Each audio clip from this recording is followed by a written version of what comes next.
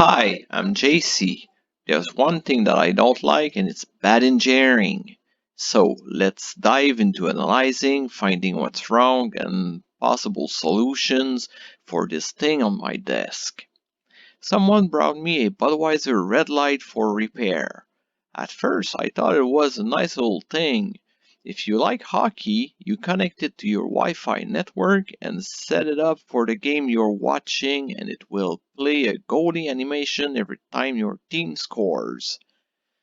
But the client was complaining about it being hard to connect to its Wi-Fi network and having bad sound. So the first thing I did was actually search the web for informations. There seems to be a lot of people complaining about the defective devices, but no technical informations to be found and no solutions in sight. Sure, a lot of reviews of people who likes these things, but also a lot of negativity surrounded this thing. Well, I contacted Budweiser and they provided no help as the device is out of warranty. Time to open it up. In doing so, I found who was responsible for the design and tried to get in touch with them. No replies. So here we go. Let's dive in deep. U1, which is right here, is a DC-DC converter and brings the battery voltage down to 3.3 volts. Here it works just fine.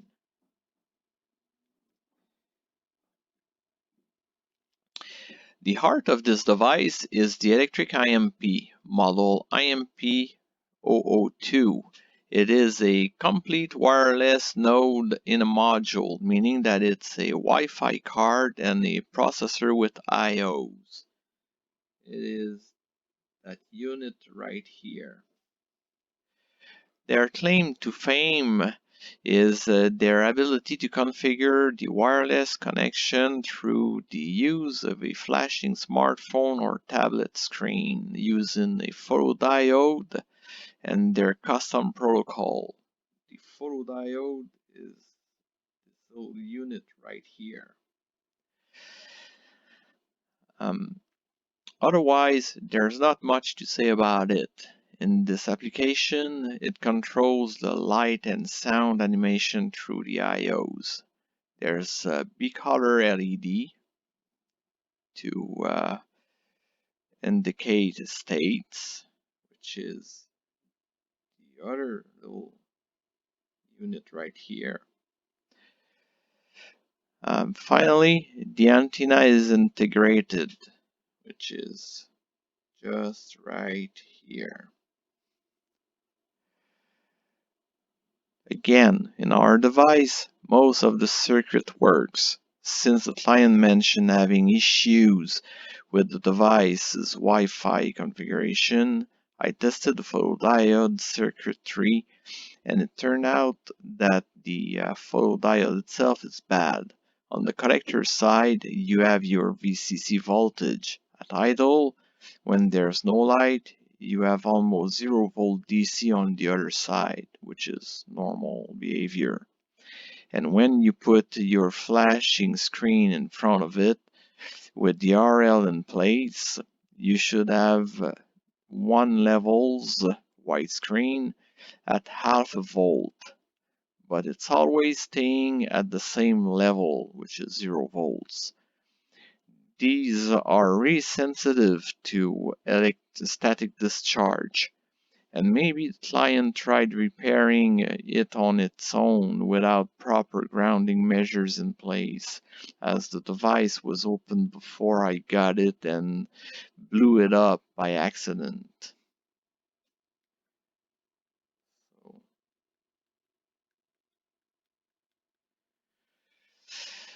U7, which is right here, is an EEPROM and probably contains the program that the IMP is running on and the Wi-Fi security configuration to access the network currently configured. Everything works fine here. U2 is a LED driver, and it's right here.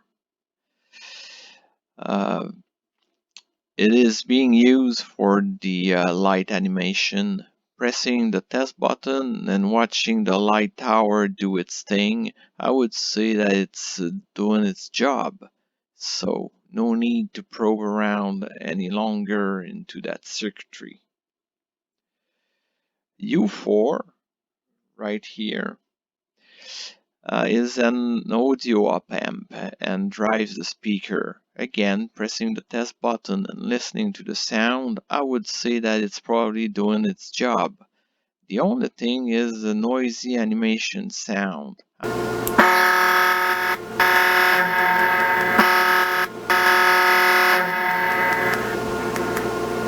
not sure if it's coming from that op-amp or something else. Usually when an op-amp blows up, it will become hot to the touch, or one of its rails power lines will be brought to ground, or it won't be able to drive its load.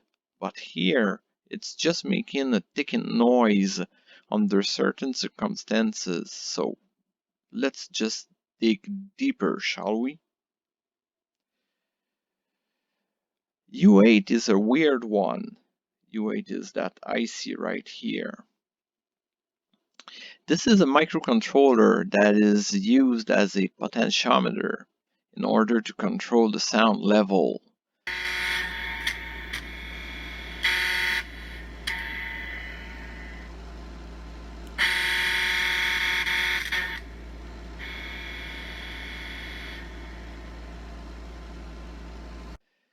But in this device, what I've found is that the volume control doesn't work at all.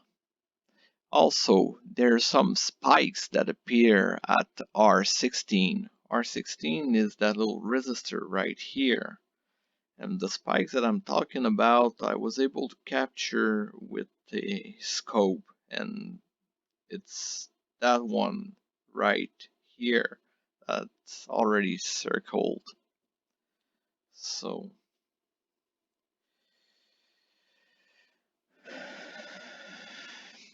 also, in an effort to troubleshoot the issue, I've removed the microcontroller, and wouldn't you know, the noise went away.